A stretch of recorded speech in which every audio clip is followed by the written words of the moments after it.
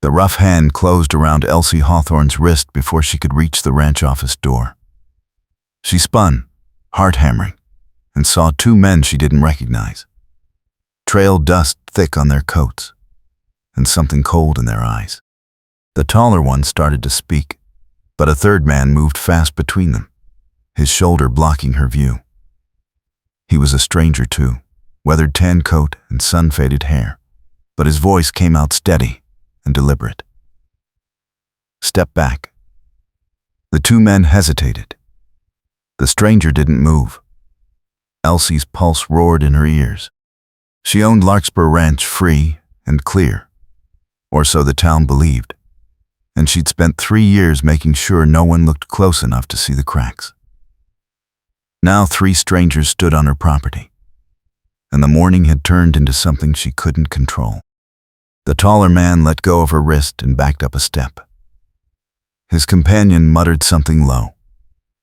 The stranger in the tan coat kept his stance wide and his tone flat.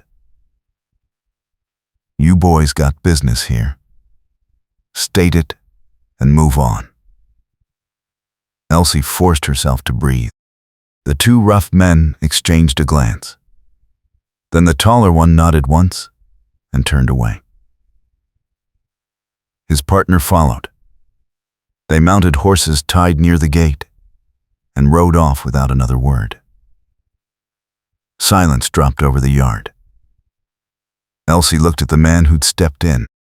He was watching the riders disappear down the road, his face unreadable. Then he turned to her, and his eyes were a clear, pale gray, sharp and measuring. She felt the weight of his attention like a hand on her shoulder. "You all right?" he said. It wasn't quite a question. Elsie straightened and pulled her gloves tighter. "I'm fine. Who are you?" He tilted his head slightly. "Gideon Sloan, cattle buyer. I'm in town for the next 2 weeks, looking at herds for a Chicago outfit." She felt a flicker of unease. She'd heard the name. He had a reputation for fair dealing, but also for knowing when a seller was desperate. And Elsie was desperate, even if no one else in Stone Bend knew it yet. She kept her expression neutral. "I didn't ask for help." He almost smiled, but it didn't reach his eyes. "Didn't look like you had time to ask." She wanted to argue, but the truth was, he'd stopped something bad from starting. She owed him a thank you, and she hated owing anyone anything. She crossed her arms. Why were they here? Sloan glanced toward the road. Hard to say for certain. Could be drifters looking for easy money. Could be something else. His tone suggested he had a guess, but wasn't sharing. Elsie felt her jaw tighten. "If you know something, say it." He met her eyes again, and this time there was something almost gentle in his face. "I know that look. You're carrying weight you don't want anyone to see." She felt her stomach drop. He'd seen too much already. She turned toward the house. "I appreciate your help, Mr. Sloan. Now if you'll excuse me, I have work." She walked up the porch steps without looking back, but she heard his boots on the dirt as he moved toward the gate. He didn't call after her. When she reached the door, she glanced over her shoulder. He was already gone. Inside the ranch office, Elsie pulled the ledger from the locked drawer and stared at the numbers she'd memorized weeks ago. The debt her late father had hidden from everyone. The note he'd signed with a man named Calhoun, who'd vanished 2 years back. Now, someone had bought the note. The payment was due in 4 weeks, and she didn't have half of what she owed. She'd tried every respectable lender in 3 counties. No one would touch her. A woman rancher without a husband was risky enough. A woman rancher with a secret debt was poison. She closed the ledger and locked it again. She had one option left. Sell part of the herd fast and hope it covered enough to buy time. Which meant she needed a buyer. Which meant she needed Gideon Sloan. She hated the timing. She hated needing him. But she was out of choices. That evening, she rode into Stone Bend and found Sloan at the town's small hotel, sitting in the dining room with a cup of coffee and a newspaper. He looked up when she approached and gestured to the empty chair across from him. She said. He folded the paper. Didn't expect to see you again so soon. She kept her voice level. I have cattle to sell. Good stock. He studied her face. How many head? She'd done the math a dozen times. 40. He raised an eyebrow. That's a quarter of your herd if the talk around town is accurate. She didn't flinch. I'm offering fair terms, and I need the sale done within the week. He leaned back. Why the hurry? She met his eyes and lied as smoothly as she'd learned to do. I'm expanding the operation and I need capital. He didn't look convinced, but he nodded. I'll come out tomorrow morning and look at the stock. If they're sound, we'll talk price. She stood. Tomorrow, then. He watched her leave, and she felt his gaze like a weight between her shoulder blades. Outside, the street was quiet. The general store was still lit, and she saw the owner, Mr. Pemberton, locking the front door. He waved. She waved back. Stone Bend was small enough that everyone knew everyone's business, or thought they did. She'd kept her father's secret for 3 years. She couldn't let it slip now. The next morning, Sloan arrived at Larkspur Ranch just after dawn. Elsie met him in the yard and led him to the corral where she'd gathered the 40 head she planned to sell. He walked the fence line slowly, eyes moving over the cattle with the kind of attention that missed nothing. She stood back and let him work. After 20 minutes, he turned to her. They're good stock. Healthy, well-fed, no obvious issues. She nodded. He named a price. It was fair, maybe even generous, but it wasn't enough. She needed another $200 to cover the gap. She kept her face smooth. I need more. He shook his head. That's top market rate. You won't get better anywhere else. She knew he was right. She also knew she was out of time. She took a breath. What if I throw in a partnership stake? He frowned. What kind of stake? She'd thought this through last night, hating every angle. If you cover the full amount I need, I'll give you a percentage of next year's calf crop. It's a gamble, but the herd's strong, and the range is good.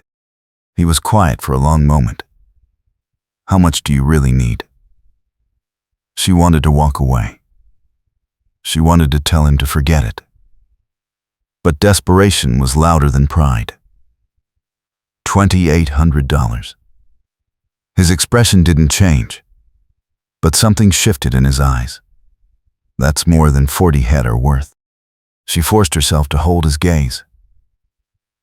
I know. He looked back at the cattle, then at the ranch house, then at her. What aren't you telling me? She could walk away now and lose everything in 4 weeks. Or she could trust a man she barely knew and risk a different kind of loss. She made her choice. I have a debt. It's legitimate. It's overdue. And if I don't pay it, I lose the ranch. He didn't look surprised. Who holds the note? She didn't know.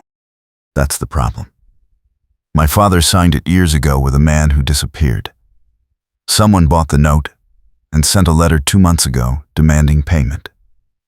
No name, just a Denver address and a deadline.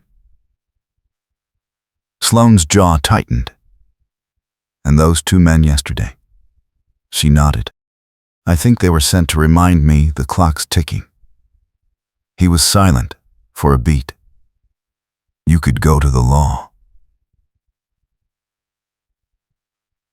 She laughed bitterly.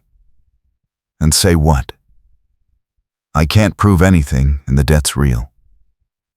The law won't help me.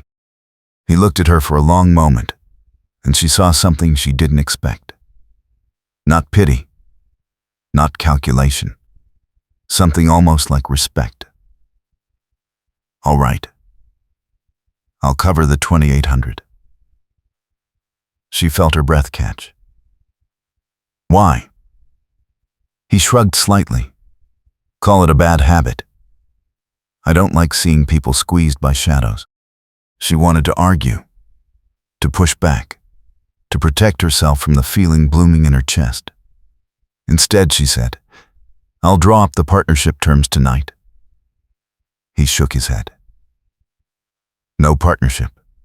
This is a loan. You pay me back when you can, with interest. Standard rate. She stared at him. That's a terrible deal for you. He almost smiled. Maybe. But I've made worse bets. She didn't know what to say. He turned toward his horse. I'll bring the money tomorrow. You'll have time to get it to Denver before your deadline. That night, Elsie sat in the ranch office and tried to make sense of Gideon Sloan. He had no reason to trust her. He had no reason to risk that kind of money on a woman he'd met yesterday. But he'd made the offer without hesitation. She told herself it was just business. She told herself he saw an angle she didn't. But the way he'd looked at her in the corral, steady and unshaken, didn't feel like business. It felt like something more dangerous. The next morning, he returned with a bank draft and a handwritten promissory note. She signed it. He handed over the draft. Their fingers brushed, and she felt a shock of warmth that had nothing to do with the transaction. He pulled his hand back first. You'll be all right now. She wanted to believe him. She rode to the train station that afternoon, with the draft in her saddlebag and a knot in her stomach. The westbound train left at 4. She'd send the payment to Denver, keep the receipt, and hope the shadow holding her father's debt would let her breathe. The platform was crowded with travelers and freight handlers. She bought her ticket to the next junction where she could wire the payment and turned aboard. Then, she saw him, Gideon Sloan, standing near the freight car with his hat in his hands. He looked up, and their eyes met across 20 feet of platform noise. He walked toward her. She felt her pulse kick. What are you doing here? He glanced at the train. Making sure you get where you're going. She wanted to be angry. She wanted to tell him she didn't need a guardian. But the truth was, she felt safer knowing he was there. The train whistle blew. She stepped toward the passenger car. He followed. They found seats across from each other in a half-empty compartment. The train lurched forward. For a long time, neither of them spoke. Then he said, You ever think about leaving Stone Bend? She looked out the window at the rolling prairie. Every day. But running doesn't solve anything. He nodded slowly. No. It doesn't. She heard something in his voice. You sound like you know. He was quiet for a beat. I spent 5 years running from a mistake I made. Thought distance would fix it. All it did was make me lonely. She looked at him. What kind of mistake? He met her eyes. I trusted the wrong person. Cost me more than money. She understood that. My fiancé did the same. Took half my savings and married someone else a month later. Sloane's face darkened. I'm sorry. She shrugged. Taught me not to trust easy. He leaned forward slightly. And yet here you are, trusting me with a loan that could bury you if I called it in early. She held his gaze. You won't. He raised an eyebrow. How do you know? Because you stepped between me and danger before you even knew my name. That's not the kind of man who twists a knife. He looked at her for a long moment, and something shifted in his expression. Warmth. Maybe admiration. She felt her breath catch. The train reached the junction 2 hours later. She wired the payment to Denver and kept the receipt folded in her glove. When she returned to the platform, Sloan was waiting near the return train. They boarded together. The compartment was emptier this time. He sat beside her instead of across. She didn't ask him to move. The train rattled east. Outside the window, the sun dropped toward the horizon, painting the sky in shades of amber and rose.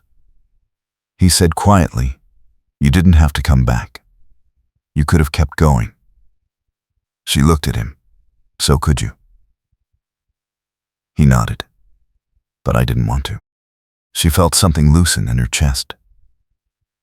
"Neither did I."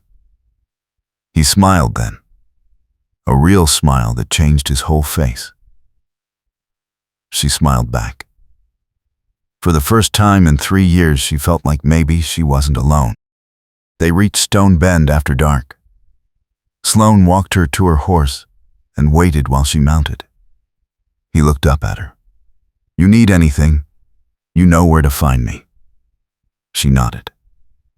"Thank you, Gideon." It was the first time she'd used his first name. He heard it. She saw the way his expression softened. He touched the brim of his hat. "Good night, Elsie." She rode home under a sky full of stars and let herself feel something she'd locked away after her fiancé left. Hope. The next morning she woke to the sound of hammering. She dressed quickly and went outside. Sloan was in the yard, repairing a section of fence that had been sagging for weeks. She walked over. "You don't have to do that." He glanced up. "I know, but I'm here, and it needs doing." She watched him work for a moment, then picked up a hammer. "Show me how you want it." They worked side by side for 2 hours. He didn't talk much, but when he did it was easy, no pressure. Just the kind of conversation that fit around shared work. She found herself relaxing in a way she hadn't in years. When the fence was solid again, he stood back and surveyed it. "That'll hold." She wiped her hands on her skirt. "You're good at this." He shrugged. "Grew up on a ranch in Kansas. Left when I was 18 and spent a long time wishing I hadn't."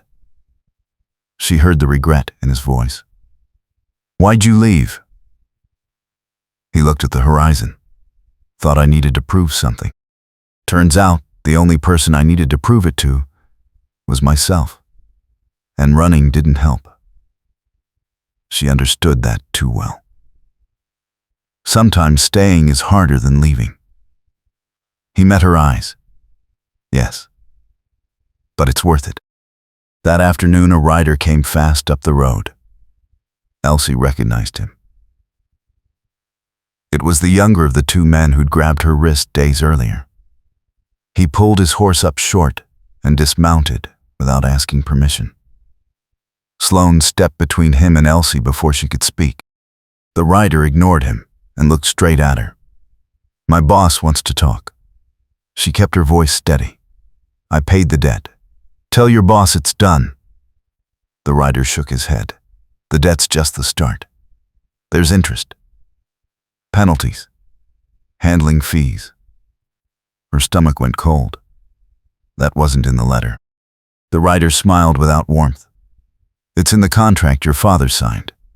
You owe another $1,500. Due in 2 weeks." She felt the ground tilt. "That's impossible." The rider shrugged. Take it up with Mr. Calhoun. He's back in town, and he's not a patient man. Sloane's voice went flat. Calhoun's here. The rider glanced at him. Arrived yesterday. Staying at the old Drummond place east of town. Sloane's face went hard. Tell Calhoun if he wants to talk to Miss Hawthorne, he can do it in public with witnesses. The rider's smile faded. He looked at Elsie. 2 weeks. Then he mounted and rode off. Elsie felt her hands shaking. She forced them still. Sloane turned to her. You know who Calhoun is? She shook her head. Just the name from my father's note. Sloane's jaw tightened. He's a land grabber. Buys up debt, bleeds people dry, then takes their property when they can't pay.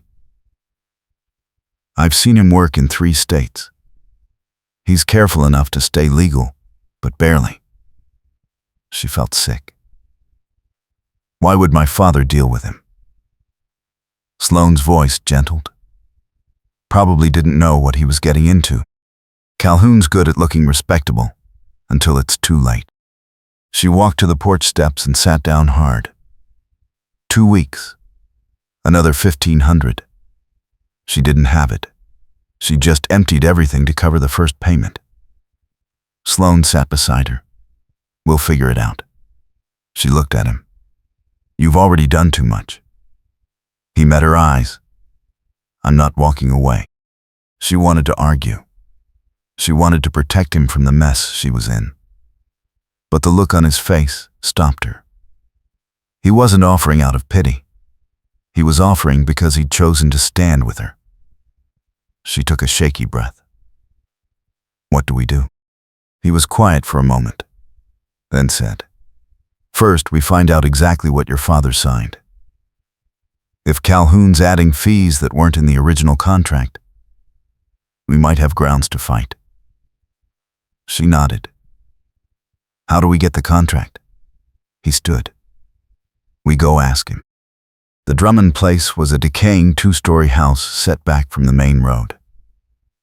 Sloane and Elsie rode up the overgrown drive just before sunset.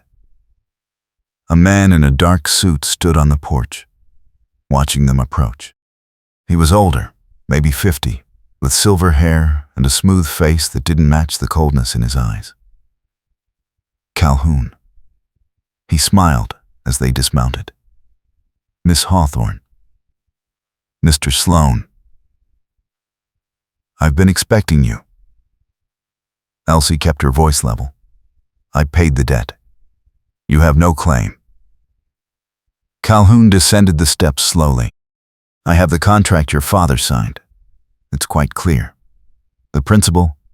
Yes. You paid. But there are additional terms. Interest compounding monthly. Penalty fees for late payment. Administrative costs. It's all legal, I assure you. Sloane stepped forward. Show us the contract. Calhoun's smile widened. Of course. He pulled a folded paper from his coat and held it out. Elsie took it and unfolded it carefully. The handwriting was her father's. She scanned the terms and felt her heart sink. Everything Calhoun said was there. Her father had signed it 10 years ago when the ranch was struggling. He'd probably been desperate. Just like she was now. She handed the contract to Sloane. He read it, his face darkening. This is predatory. Calhoun shrugged. It's legal. Miss Hawthorne, you have 2 weeks to pay $1,500 or I take possession of Larkspur Ranch. The deed will transfer cleanly and you'll have 3 days to vacate. Elsie felt rage rising. You planned this. You waited until my father was dead and I was vulnerable. Calhoun's smile didn't waver. I'm a businessman. Your father made a bad deal. That's not my fault. Sloane's voice went deadly quiet. Walk away, Calhoun. There's no profit worth what's coming if you push this. Calhoun looked at him with amusement. Are you threatening me, Mr. Sloan? Sloan didn't blink. I'm telling you the truth. Calhoun laughed. We'll see. 2 weeks, Miss Hawthorne. He turned and walked back into the house. They rode back to Larkspur Ranch in tense silence. When they reached the yard, Elsie dismounted and stood staring at the house she'd fought to keep. Sloan dismounted beside her. We're not done. She looked at him. He's got the law on his side. Sloan shook his head. He's got a contract. But contracts can be challenged if there's fraud or duress involved. We need to prove your father was coerced or misled. She felt a flicker of hope. How? Sloan thought for a moment. Your father kept records. Letters, ledgers, anything that shows his state of mind when he signed. If we can prove Calhoun lied about terms or pressured him, we have a case. She nodded slowly. I'll look tonight. He touched her shoulder briefly. I'll help. She met his eyes and felt the warmth of his hand even after he pulled away. Thank you. He smiled. We're in this together. They spent the evening in the ranch office, pulling out every box and drawer. Old letters, receipts, land documents, her father's personal journal. Elsie's hands shook as she opened the journal and saw her father's neat handwriting. Sloan read over her shoulder. They worked through page after page. Then Sloan stopped. Here. He pointed to an entry dated 9 years ago. Your father writes that Calhoun promised him a 2-year grace period with no interest if the ranch turned a profit. That's not in the contract. Elsie read the passage. Her father had believed Calhoun's verbal promise. He'd signed the contract thinking he had breathing room. But Calhoun had never put the grace period in writing. It was a lie from the start. She looked at Sloan. This proves fraud. He nodded. It's a start. We need a lawyer. She closed the journal. There's one in town. Mr. Thornton. He's honest. Sloan stood. We'll see him first thing tomorrow. But the next morning brought a new crisis. Elsie woke to shouts in the yard. She ran outside and saw smoke rising from the barn. Sloan was already there with a bucket, trying to smother the flames. She grabbed another bucket and ran to the well. They worked together, hauling water and beating back the fire. It took 20 minutes to kill the blaze. When it was out, they stood in the charred doorway, breathing hard. The damage was contained to one corner, but it was clear this was no accident. Someone had set it. Sloan's face was grim. Calhoun's sending a message. Elsie felt cold rage settle in her chest. He wants me scared. Sloan looked at her. Are you? She met his eyes. No. I'm angry. He almost smiled. Good. Use that. They rode into Stone Bend together and found Mr. Thornton in his office above the bank. He was a narrow man with sharp eyes and a reputation for taking cases no one else would touch. Elsie laid out the situation. Thornton read her father's journal entry in the contract. Then he sat back. You have a case, but it's not a sure thing. Calhoun's contract is legal on its face.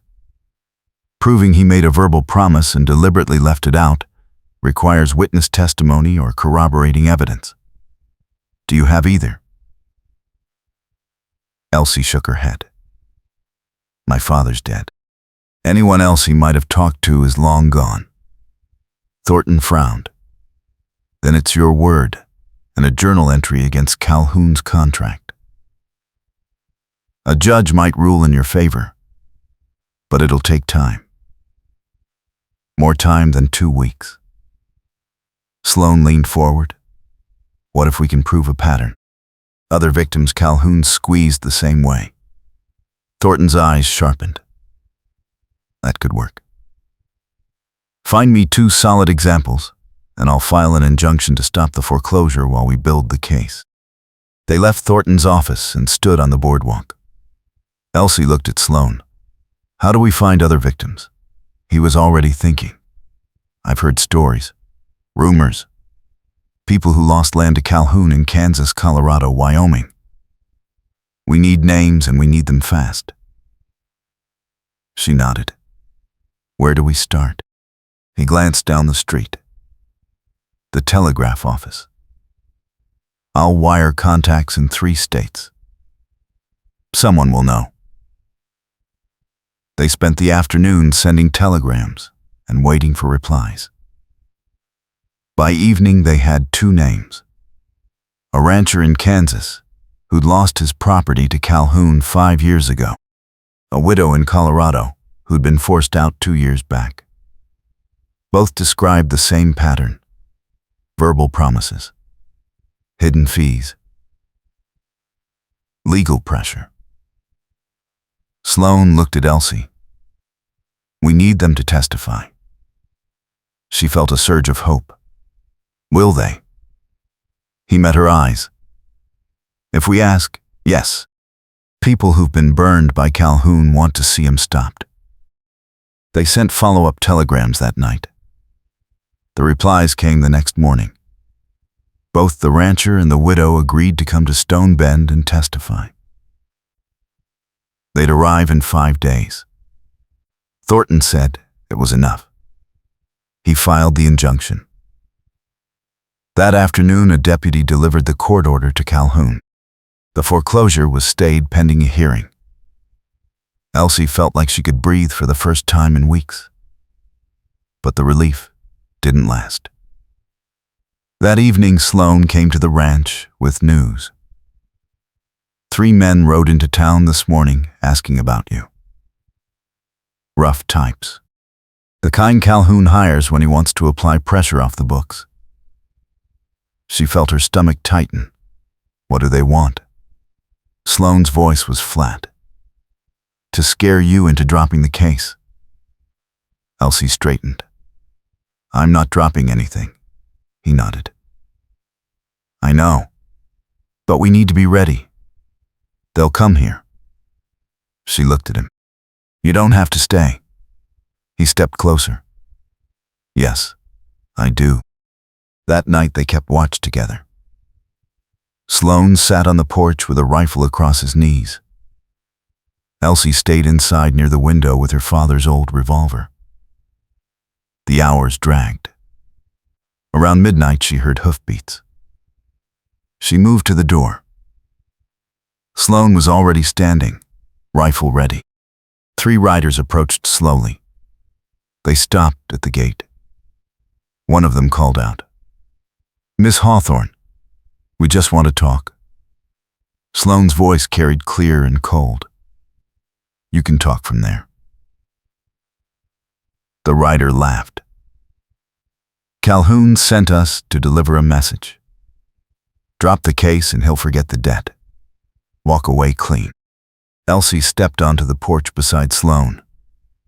Tell Calhoun I'm not walking away. The rider's tone hardened. You're making a mistake. Sloan raised the rifle slightly. The mistake's yours. You're on private property, and you weren't invited. Leave now. The 3 men sat silent for a long beat. Then, the lead rider turned his horse. This isn't over. They rode off into the dark. Elsie let out a shaky breath. Sloan lowered the rifle. You all right? She nodded. But her hands were trembling. He saw it. He set the rifle against the porch rail and turned to her. Hey. She looked up at him. His face was gentle in the lamplight. "You're safe." She wanted to believe him. She wanted to let herself lean into the warmth she saw in his eyes. But fear was still tight in her chest. What if they come back? What if Calhoun wins anyway? What if I lose everything? Sloane stepped closer. "Then we'll figure it out. Together." She felt tears prick her eyes and hated herself for it. She'd spent 3 years being strong, being unshakable. But standing there in the dark, with Gideon Sloane looking at her like she mattered, she felt the armor crack. "I'm tired of fighting alone." His voice was quiet. "You're not alone anymore." He reached out slowly, giving her time to pull away. She didn't. His hand settled on her shoulder, warm and steady. She closed her eyes and let herself feel it. The fear, the exhaustion, the hope she'd been afraid to name. When she opened her eyes again, he was still watching her. She said softly, "Why are you doing this?" He didn't hesitate. "Because when I look at you, I see someone worth fighting for. And because somewhere along the way, I stopped being able to imagine leaving." Her breath caught. He lifted his hand from her shoulder and stepped back, giving her space. "I'm not asking for anything, Elsie.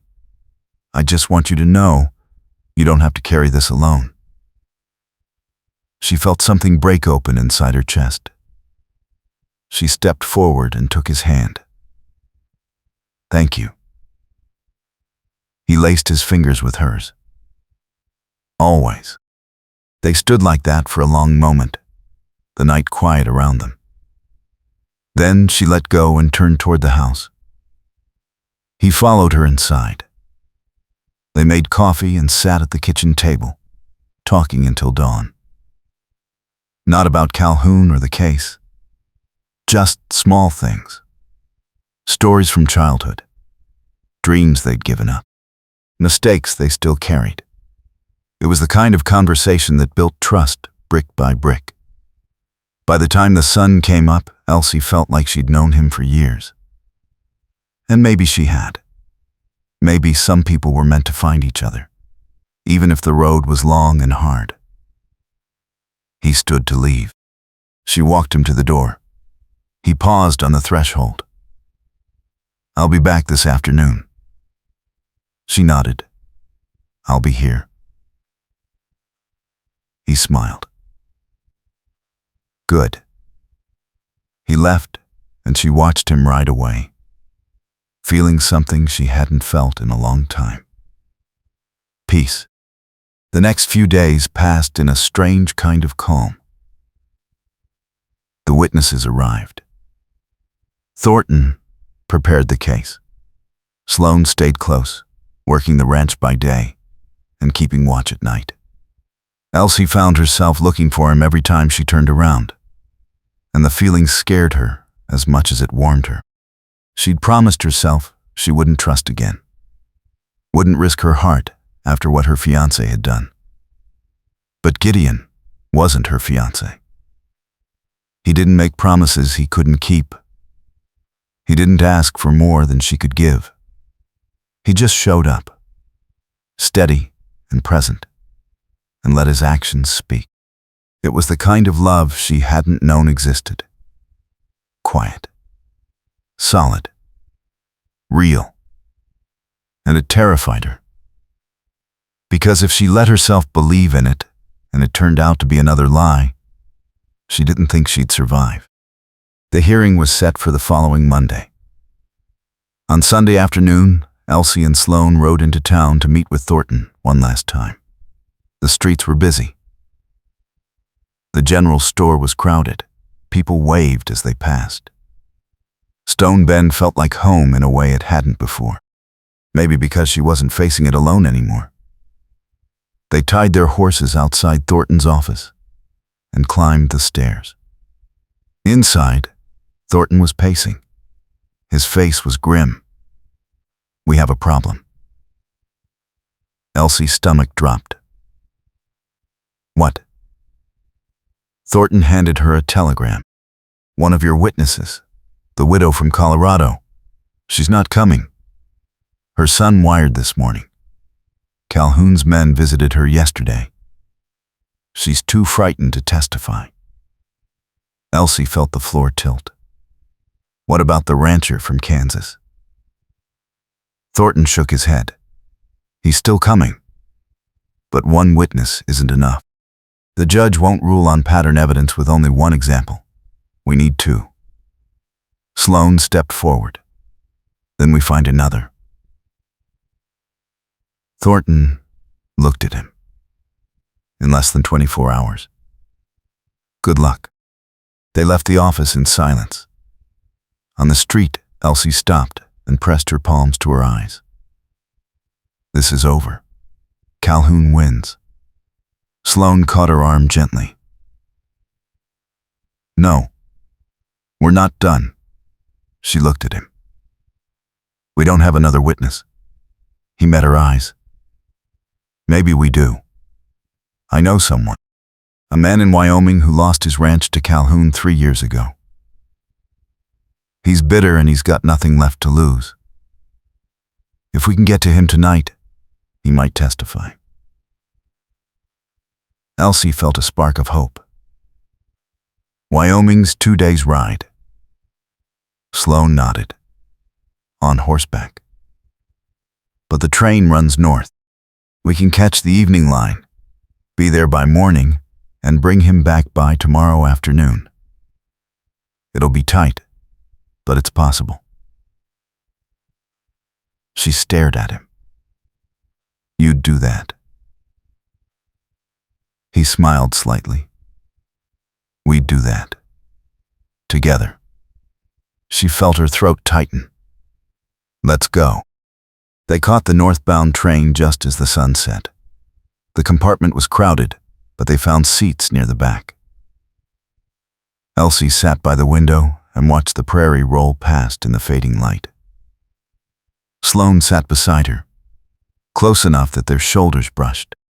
She felt the warmth of him and let herself lean into it. He didn't pull away.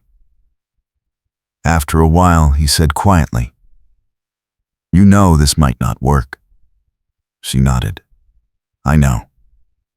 But I'd rather try and fail than give up without a fight." He looked at her, and something in his face made her breath catch. "That's why I'm here." She turned toward him. "Why?" He held her gaze. "Because you don't give up. Because you're brave even when you're scared. Because watching you fight for what matters makes me want to be better." She felt tears sting her eyes. "Gideon." He reached out and brushed a strand of hair from her face. "I'm not asking you to say anything. I just wanted you to know." She took his hand and held it. "I was engaged once. I told you that. What I didn't tell you is that I believed him when he said he loved me. I believed him when he promised we'd build a life together. And when he left, when he took half my savings and married someone else, I decided I'd never believe anyone again." Sloane's face was gentle. "I'm not him," she nodded. "I know. That's what scares me. Because if I let myself believe in you and you leave, I don't think I'll survive it." He squeezed her hand. "I'm not leaving." She searched his eyes. "How can you be sure?" He leaned closer. "Because I tried leaving once. Spent 5 years running. And the only thing I found was that running doesn't fix anything. Staying does. Choosing someone and fighting for them does. I'm choosing you, Elsie. However this ends, I'm staying." She felt something inside her let go. All the fear, all the walls she'd built, all the reasons she'd told herself not to trust.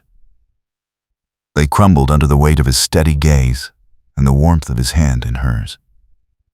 She leaned forward and kissed him. It was soft and brief, and it tasted like hope. When she pulled back, he was smiling. She smiled too. "Whatever happens tomorrow, I'm glad you're here." He touched her cheek. "So am I." They sat together in the swaying train compartment, hands clasped, and for the first time in years, Elsie felt like she was exactly where she belonged.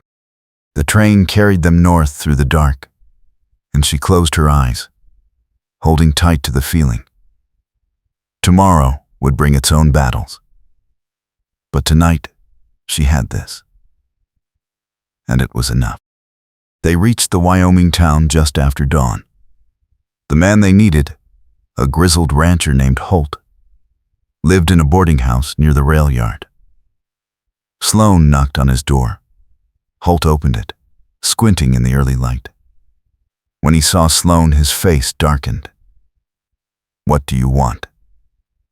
Sloan kept his voice calm. "A chance to stop Calhoun from doing to someone else what he did to you." Holt looked past him at Elsie. "Who's she?" Elsie stepped forward. "Someone Calhoun's trying to squeeze. We have a hearing today. We need your testimony." Holt laughed bitterly. "And you think that'll matter? Calhoun's got lawyers and judges in his pocket. I testified once. Didn't change a damn thing." Sloan met his eyes. "Maybe not. But this time there's two of us. And a third witness from Kansas. And a lawyer who won't quit. It's not a sure thing, but it's a chance." Holt was silent for a long moment. Then he sighed. "All right. I'll come. But if this goes south, I'm walking." Sloan nodded. "Fair enough." They caught the southbound train an hour later. The ride back felt longer. Elsie sat beside Sloan, nerves tight in her stomach. Holt sat across from them, staring out the window. No one spoke much. When they reached Stone Bend, it was mid-afternoon. The hearing was set for 4. They had less than an hour. They went straight to the courthouse. Thornton met them on the steps. "Thank God. I wasn't sure you'd make it." He looked at Holt. "You're the Wyoming witness." Holt nodded. Thornton gestured toward the door. "Let's go." Inside, the courtroom was small and plain. The judge sat behind a high bench. Calhoun was already there with his lawyer, a slick man in an expensive suit. He smiled when he saw them. Elsie ignored him. They took their seats. The judge called the hearing to order. Thornton presented the case. He called the Kansas rancher first. The man testified clearly, describing the same pattern of verbal promises and hidden fees. Then Holt took the stand. His voice was rough, but his story was solid. Calhoun's lawyer tried to poke holes, but both men held steady. Then Thornton called Elsie. She stood and walked to the witness box, feeling every eye in the room on her. Thornton asked her to describe her father's journal entry and the contract. She did, keeping her voice level. Calhoun's lawyer cross-examined her. He was smooth and aggressive, suggesting her father's journal was unreliable, that she was bitter and desperate.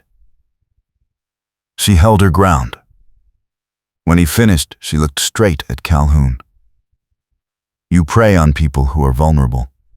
You lie and you hide behind the law. But the law isn't on your side this time." Calhoun's face went cold. The judge banged his gavel. "Miss Hawthorne, confine yourself to answering questions." She nodded and stepped down. The judge took 20 minutes to deliberate. Then he returned. I find sufficient evidence of a pattern of predatory lending practices by Mr. Calhoun to warrant further investigation. The foreclosure is permanently stayed, pending a full civil trial.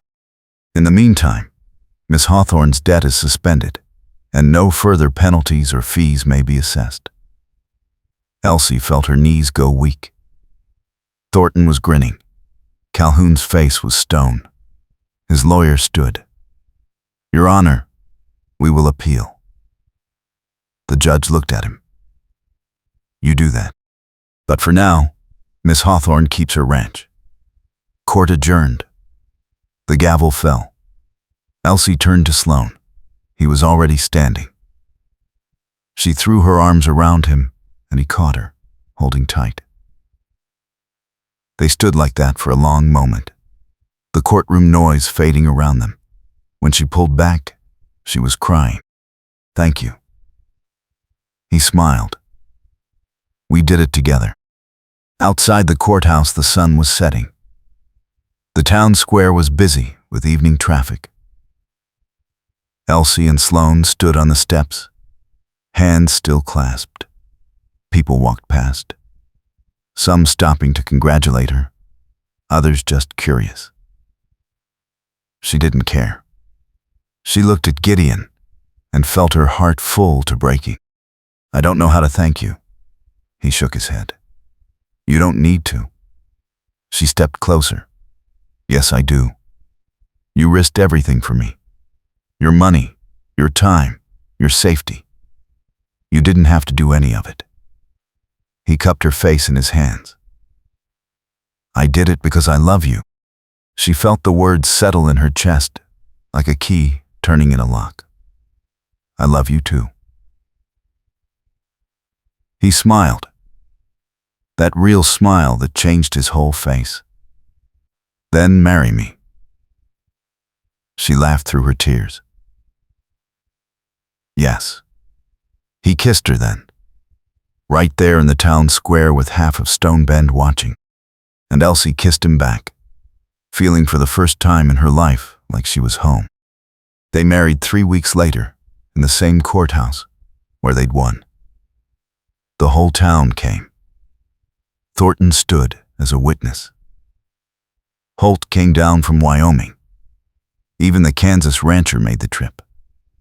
Elsie wore a simple dress the color of cream and carried wildflowers from the ranch. Gideon wore a new coat and his best shirt and looked at her like she was the only person in the world. The judge who'd ruled in their favor performed the ceremony. When he pronounced them married, Gideon kissed her, and the room erupted in applause. Afterward, they rode back to Larkspur Ranch together, the sun setting behind them and the future wide open ahead. Elsie looked at her husband and felt something she'd spent years believing was impossible. She felt safe. She felt loved. And she felt like, no matter what came next, they'd face it together. That was worth more than any ranch, any debt, any fear. That was everything.